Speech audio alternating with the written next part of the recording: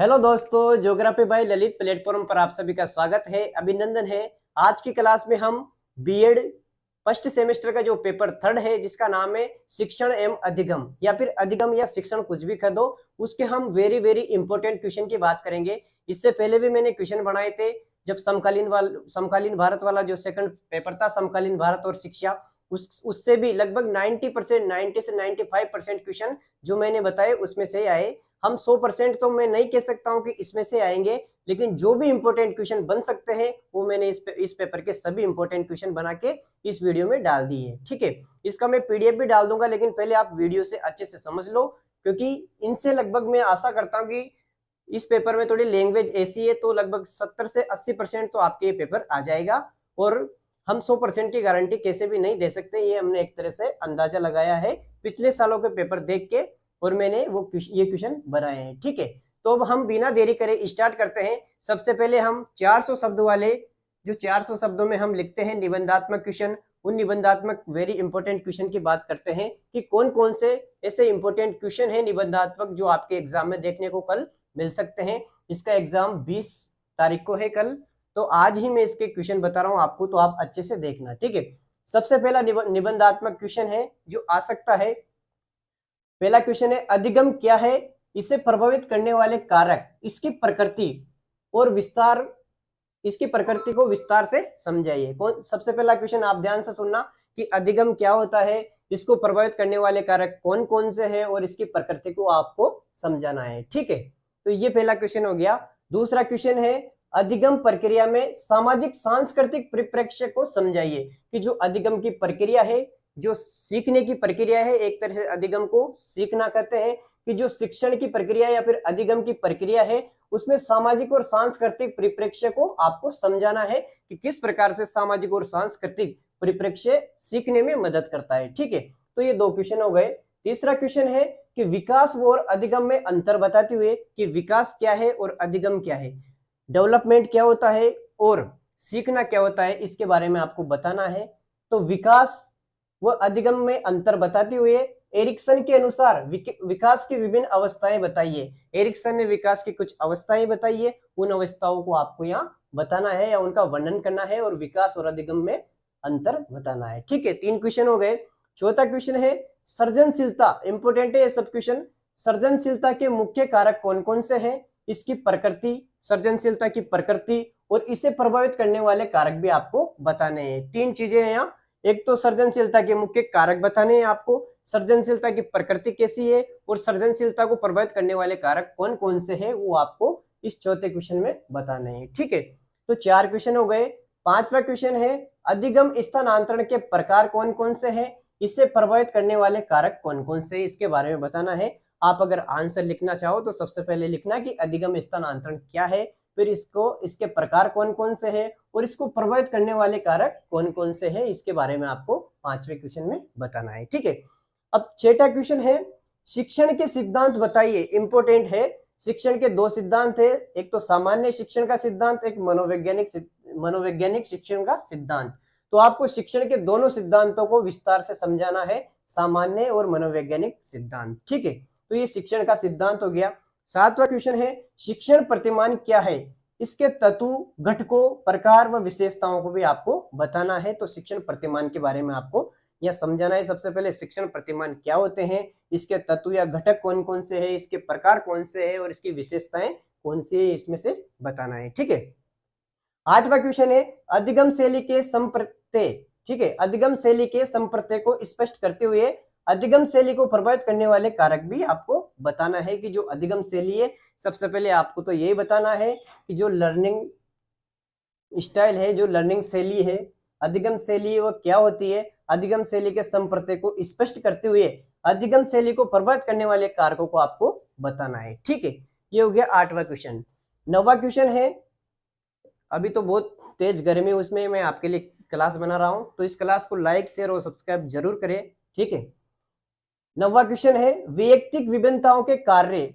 ठीक है, पहले आपको बताना है कि वैयक्तिक विभिन्नताएं क्या होती है। वैयक्तिक विभिन्नताओं के कार्य प्रकार बताते हुए वैयक्तिक विभिन्नताएं बालकों हेतु आवश्यक क्यों है, क्या जरूरत है बालकों को या विद्यार्थियों को वैयक्तिक विभिन्नता की, इसके बारे में आपको लिखना है। सबसे पहले तो आप पढ़ोगे तो समझोगे कि व्यक्तिक विभिन्नता क्या होती है। सबसे पहले व्यक्तिक विभिन्नता के बारे में लिखना है, फिर उसके कार्य कौन कौन से, उसके प्रकार कौन से और बालकों के लिए क्यों आवश्यक है, इसके बारे में आपको 9वें क्वेश्चन में बताना है। ठीक है, 10वां क्वेश्चन है अधिगम उन्नयन में ICT, very very important question है ये, तो 100% आएगा। अधिगम उन्नयन में आईसीटी की भूमिका बताइए। ठीक है, अधिगम उन्नयन में आईसीटी की भूमिका क्या है, अधिगम में आईसीटी की भूमिका क्या है, ठीक है, ये आपको बताना है। और शैक्षिक तकनीकी की शिक्षा में योगदान क्या है, ये भी इसके अंतर्गत आ जाता है, ये भी बताना है आपको। तो ये 10वां क्वेश्चन हो गया। 11वां क्वेश्चन है लघु समूह शिक्षण हेतु, लघु समूह शिक्षण हेतु जो छोटा समूह शिक्षण है, लघु समूह शिक्षण हेतु शिक्षक द्वारा प्रयोग की जाने वाली उपयुक्त तकनीकों की व्याख्या कीजिए। कि जो लघु समूह शिक्षण है उसके लिए शिक्षक के द्वारा कौन कौन सी तकनीकों का प्रयोग किया जाता है, उसके बारे में आपको 11वें क्वेश्चन में बताना है। 12वां क्वेश्चन है शिक्षण शैली के प्रकार। ठीक है, जो शिक्षण शैली है उसके प्रकार, सबसे पहले आप शिक्षण शैली को समझाना है यहाँ पर। शिक्षण शैली के प्रकार, उसको प्रभावित करने वाले, ठीक है, कारक, ये बताना है आपको। शिक्षण शैली के प्रकार, उसको प्रभावित करने वाले कारक को बताते हुए, ठीक है, वो कारक बताने हैं जो शिक्षण को प्रभावित करते हैं। ठीक है, तो एक तरह से शिक्षण शैली क्या है, उसके प्रकार और उसको प्रभावित करने वाले कारकों को आपको बताना है। ठीक है, ये हो गया 12वां क्वेश्चन। 13वां क्वेश्चन है, लास्ट क्वेश्चन है, शिक्षण को एक व्यवसाय या वृत्ति के रूप में स्पष्ट कीजिए। कि जो शिक्षण है एक व्यवसाय के रूप में होता जा रहा है, इसको एक वृत्ति भी कहते हैं, व्यवसाय को वृत्ति भी कहते हैं। तो जो शिक्षण है एक व्यवसाय के रूप में बदलता जा रहा है, तो इसको आपको स्पष्ट करना है कि किस प्रकार से शिक्षण व्यवसाय में बदलता जा रहा है। ठीक है, तो ये तो हो गया निबंधात्मक क्वेश्चन। इसके बाद में हम 15 से 20 क्वेश्चन छोटे वाले क्वेश्चन देखेंगे, 20 शब्दों के क्वेश्चन देखेंगे, जो भी जिनमें से भी एग्जाम में क्वेश्चन आएंगे। ठीक है, तो इसके बाद हम छोटे वाले क्वेश्चन देखते हैं।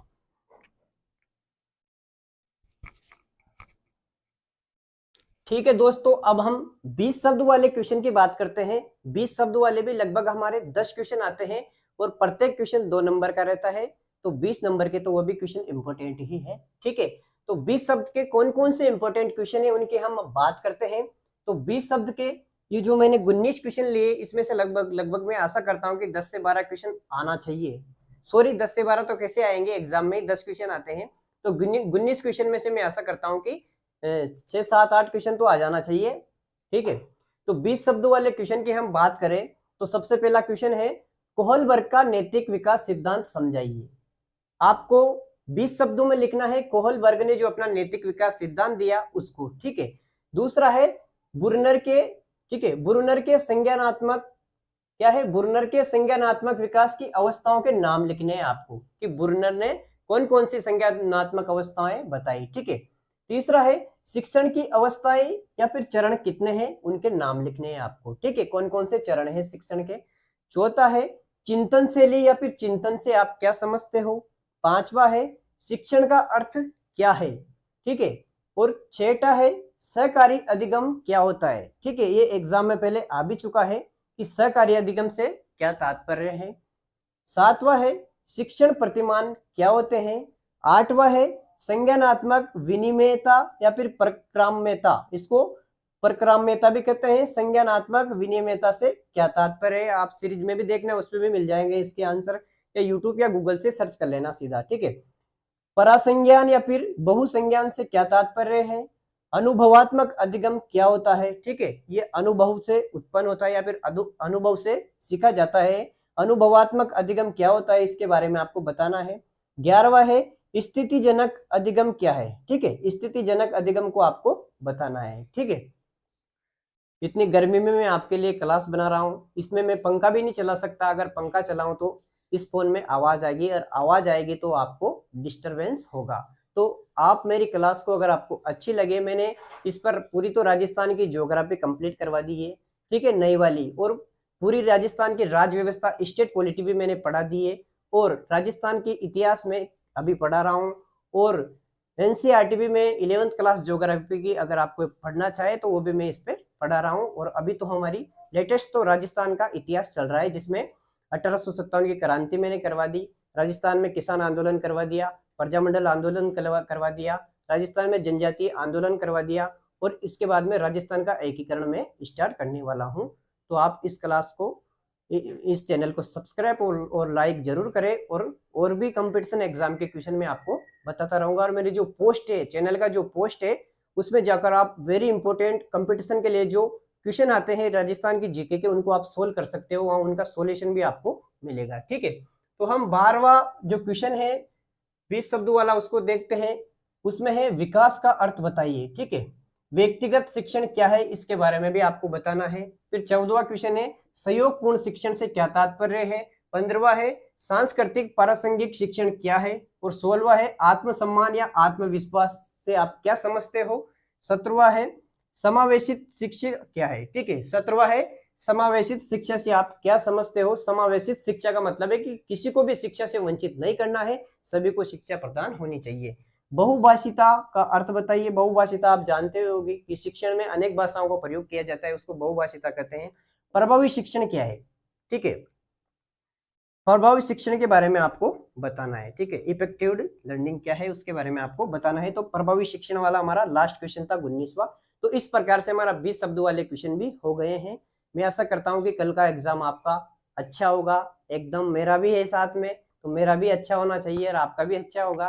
ठीक है, तो आप सभी को एक बार फिर से 20 मई का जो पेपर है आपका शिक्षण और अधिगम, उसके लिए आप सभी को बेस्ट ऑफ लक।